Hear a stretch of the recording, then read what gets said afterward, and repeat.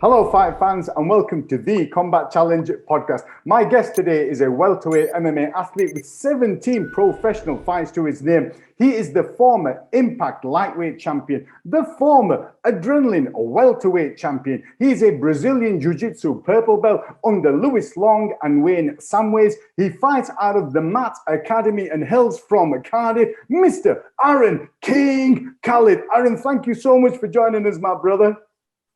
Yeah, no problem. Thanks for having me on. It's a great introduction as well.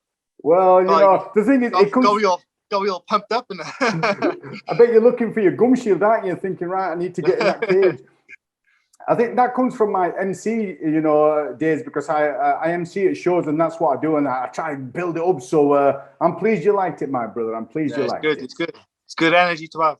Thank you, my friend. Now, the first thing I'm going to ask you, brother Aaron, the fight name, King. Can you share with us where you got that fight name from, my brother? It's I've been asked this a few times, and to be honest, I've never really given an answer because it's nothing significant to anyone else. But to me, it is. So I got two kids, and I look after a nephew as well. And I always tell him, this is my kingdom. I'm the king. So whatever I says goes. And my missus, she's the queen. Whatever she says goes. But they're all little princes. So I just ran with that. And it goes well together with the Khalid, King Khalid, runs off the tongue nicely, don't it? So I carried on saying it around my friends and stuff, and they just picked up in the gym. And it's just got from there. And it's cool for the little ones as well, because it's quite inspirational for them, because they'll look up to you, won't they, right? Yeah. I always keep that in mind. Little things help their little memories, don't they? For sure, brother. Now, I've been doing a bit of research on you, brother. That's not the only fight name you've got. You're also known as King of Submissions. And the reason I say that, brother, I've looked at your record. You've won with Anaconda choke, guillotine choke, dance choke, 3 times rear naked choke, brother. What's all that about? Do you prefer the ground, or how's that ended up the way it has? I don't prefer the ground. I love striking. I love watching striking. I do love training striking. But I find grappling more natural to me for some odd reason. I think it's years of wrestling with my brothers and my friends and stuff as a kid. Just grappling is just like, I'm a fish to water with it. But the choke sides of it, I think that's purely just to the gym I train out of. Like everyone in the Mat Academy, we hunt necks pretty well. As soon as it hits the ground, we're very ferocious with our neck attacks. And you can ask anyone who trained with us, who fought with us as well. They'll tell you we hunt the necks pretty well. Well, I was looking at the website, brother, and one of the athletes you got on there is Brad Ellison. He's been on the podcast, and I didn't realize he was from your gym. Ben Ben Ellis, yeah. Yeah, Ben, yeah, he's from our gym. He's only early into his pro career at the moment, but he's good. He's going to go a long way. He's very hard working. He's there all the time as well, Ben. Yeah, he's a cool guy because he came on the podcast and he talked about, his lifestyle, what he's been up to. And then he talked about his prediction for the next fight. When he had the fight, he was then kind enough to come back on board and talk to us again. So that was really cool of him doing that, brother. Yeah, Ben's a good guy. And who else there are your training partners? Because there was someone else, I think, is there someone else that competes on Cagewarriors that I've seen on there? Not on Cagewarriors. On Bellator, we've got Lewis Long. He trains with us. And we've got a few amateurs now who will be coming through the ranks, which we got one boy going to make his pro debut this year, Ryan Lockyer, who's a handful. Like, I'm not going to give too much of a game plan of what he's good at the weight, but he's a handful. He's a handful for the pros in the gym and the big boys. So when he comes through making his pro debut, he's going to make a few waves, I think. But yeah, we got Lewis Long, who fights out of Bellator. And is Lewis Long one of the coaches as well? And if so, what does he specialize in? Yeah. Lewis is one of the coaches. He specializes in everything. He's a good boxer, good kickboxer, good Thai background. He's probably one of the best wrestlers in Wales, like MMA wise. He's got a good judo base and his BJJ is good. So he's the head coach of the MMA classes, because we have specific coaches for the other classes, but purely MMA based ones, he's the coach. And he trains when the other coaches are around as well. So he's good. He's a good guy to have on the mat. He's a good guy to have in the gym. For sure, brother. And you mentioned Wayne Samways. What's his role at the gym? He's one of the MMA coaches as well, but his background's more BJJ coaching and BJJ athlete. So his grappling is very high level, but he joins in with MMA coaching as well. Sure. And you're at the Matt Academy now, but if you can share with us from a young age, what sort of sports and disciplines you got into, which gyms you went through, and talk us through that timeline to where you are now. I started off just being a wild kid, like most fighters, to be honest with you. Was always involved in street fights, and me and my brother used to fight all the time, wrestle all the time. Wherever we went, we'd cause drama, just together with us two as kids. And then I got into boxing. Didn't really stick to it. No, I got into karate first. Didn't really stick to it. I didn't like the discipline side of it. So I dropped out of that, went into rugby and football, and then dabbled a bit in boxing. Didn't like too much boxing. Loved rugby and football. Carried on with them. Ran with them till I was about 16, 17. And then I found out my cousin was doing MMA. And it was something I used to watch on YouTube, like all the old UFC fights, like the Chuck Liddell and Randy Couture's and stuff, and the Pride. And found out he did MMA not too far from where I used to train football. So I went from there to the MMA gym with my friend, and we just stuck with it since I was 17. From that gym, which other gyms did you go to before you ended up at the Matt Academy? Well, I started at a place called Cardiff MMA under the tutelage of Mike Swambo, who's pretty well known around Wales for good and bad reasons. But I got along with the guy, and he taught me quite a lot of things. So I got nothing but respect for Mike Swambo. I went from there, and then that kind of dissolved the gym, to make sense. And we had a few boys left, me, myself, Cameron Clark, Mark Shipment, and a fella called Matt Savage who used to train. But then it ended up just being me, Cameron, and Mark. The three of us trained, and I fought. I had maybe 3 or 4 fights, just the three of us trained. And we didn't think anything was wrong because I was winning the fights. But we needed the gym. It was just the three of us, a few mats and a wall. That's all we had for like 2 years. And Mark reached out to Lewis Longlen. And Lewis was like, yeah, cool. Come up the Matt Academy, train. We'll see how the boys are. And me and Cameron just took everyone up there, and we just stayed up there since.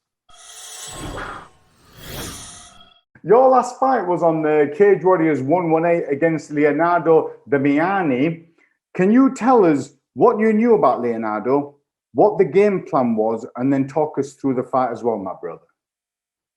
What we knew about Leo, he was from Italy, shorter than me, stockier than me, looked powerful. So then we couldn't find any of his recent fights. So the most recent ones we found prior to the ones we could find, we kind of developed a game plan that he was going to try and take my head off. And the plan was to try and catch him with an uppercut or knee coming in, or a straight like up elbow. But he was very, very patient with his attacks, to be fair to him. Like he wasn't, he did lunge in every now and then. But when I wanted him to lunge in, or when I was trying to bait him to lunge in, he'd just stand there staring at me with his sad looking eyes, which kind of threw me off a bit.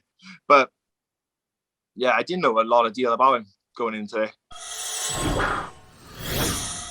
The fight itself, if you can talk us through the rounds and let us know if you thought you'd won the round or not, because it ended up being a split decision. So if you can talk us through that.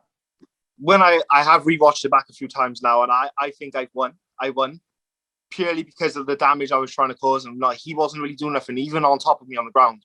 He was just holding me, or he was just standing back up. He wasn't doing anything. I think I won the first round. I would have gave him the second, and I won the third.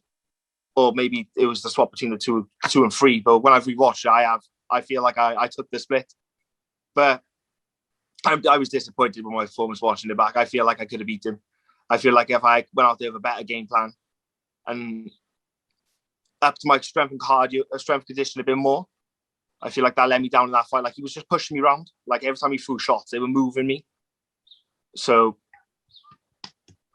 yeah, the thing is, brother, with these sort of fights, when it goes to the judges have their own kind of unconscious bias, so they might not mean it, but for example, if a judge is from a striking background, without even realizing, he or she can kind of mark that a little bit higher than somebody who's from a grappling background. Do you understand what I'm saying, my brother? Yeah. I'm not blaming the judges whatsoever, but it's my fault. I let it go to the split decision. So I'm not bashing on them at all. And do you think this is something that you might end up fighting Leo again, or is that kind of in the rearview mirror and you're moving forward now? I'd like to fight him again, the same as I like to fight Lahore again and everyone else who's beat me again, just because I got that fighter's mentality. But from what I gather, he's won a title off in a different promotion. He's doing well elsewhere. So I don't see him coming back to fight me. It makes no sense on his part. So he's in the rearview mirror. And I got my eye focused on that welterweight division in Cagewarriors now. Well, when you mentioned Lahore, brother, I watched that clip. And he had did it refer to it as a modified choke? A modified guillotine, I think they called it. Whatever it was, I stole that from him. I catch a lot of people in training with that as well now. The exact way he did it. So that's one good thing I take from that fight. But Lahore as well, I think I could beat him. Yeah, for sure. But like you said, maybe he's kind of going on a different path now, and it might not be in his best interest to replay this again, right? No, yeah. Like I'm not going to sit around screaming for a rematch. So for something I don't deserve. So in the future, if we're both on winning paths and end up in the same organisation, 100% I'd take both of those rematches. For sure, brother. Now, I asked this from all the athletes who come on to know a little bit about people's fight routine on the day. So not when they're in the cage, but when they get to the venue and they're backstage and they're warming up. Some fighters like to have really loud music. Some people even bring their own pillow so they can just relax and feel comfortable. Do you have like a fight day routine, and what is your warm-up scenario backstage, and at what point do you flick the switch?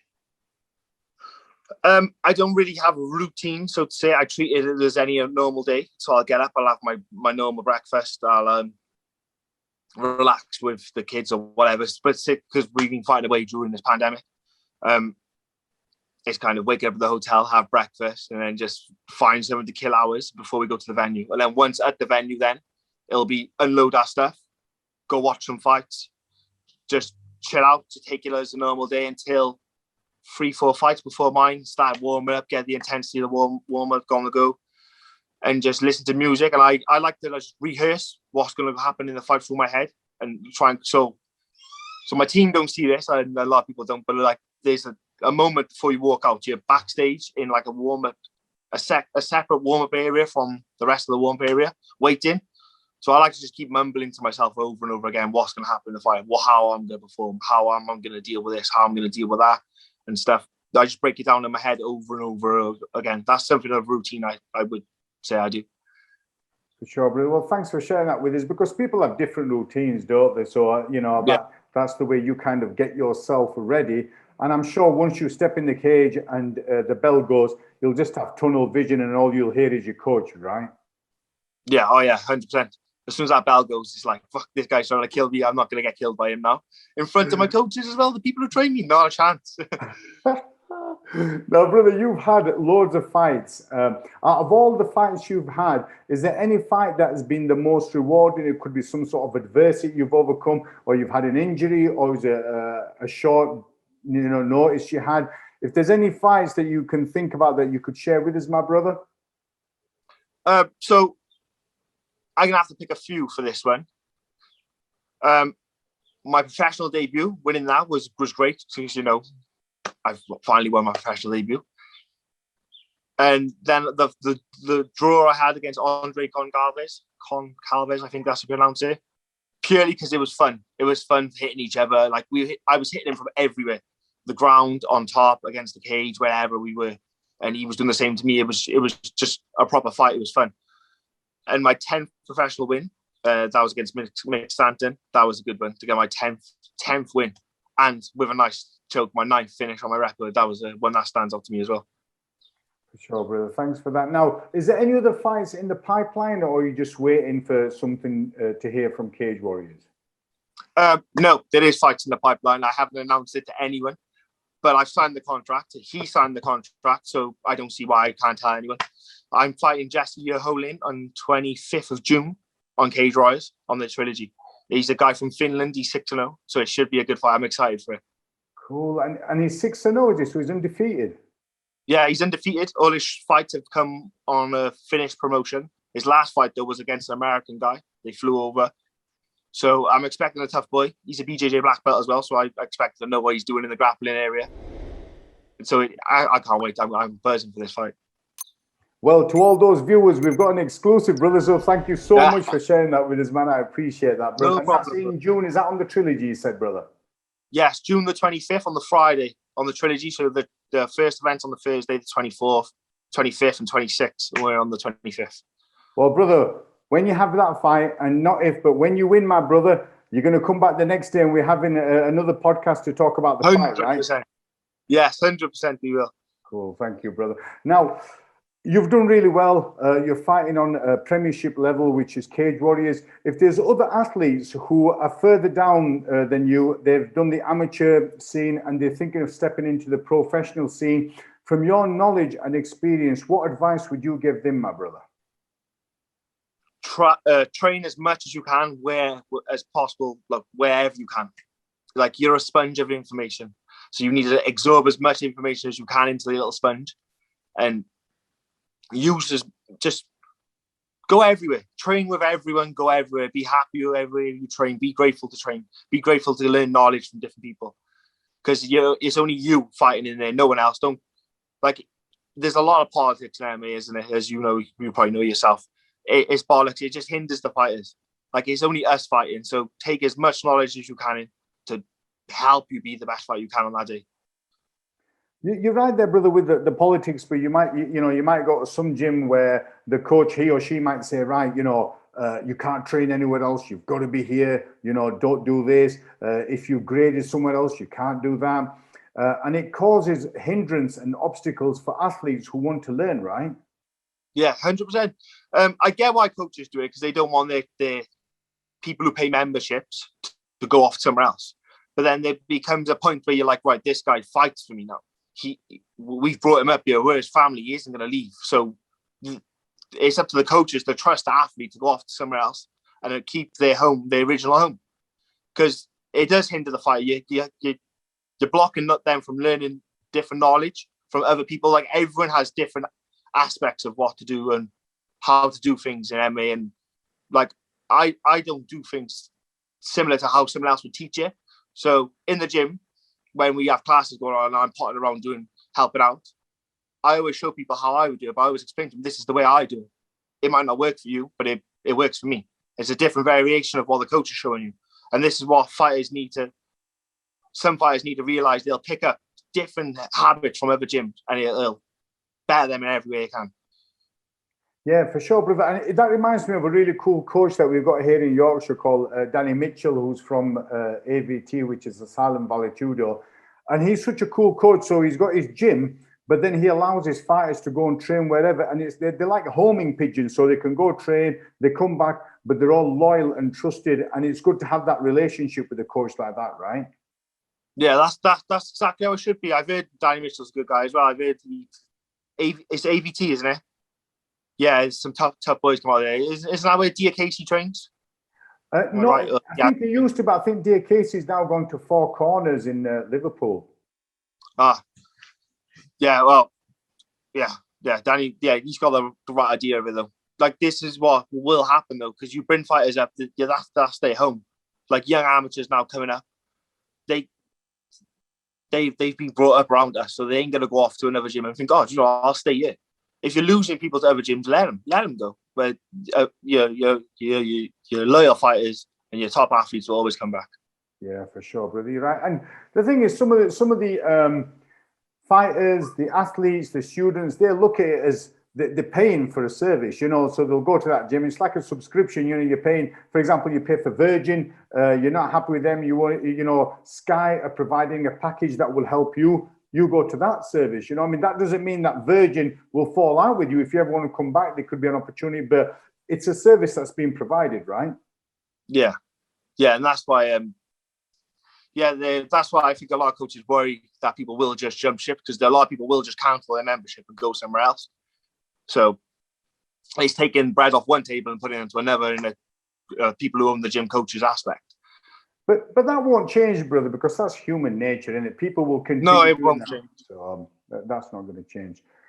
Right, brother Aaron, thank you so much for sharing your knowledge and experience with us. And I look forward to speaking to you when you've had the trilogy in June, and we'll have a chat then, brother. Thank you so much, my friend.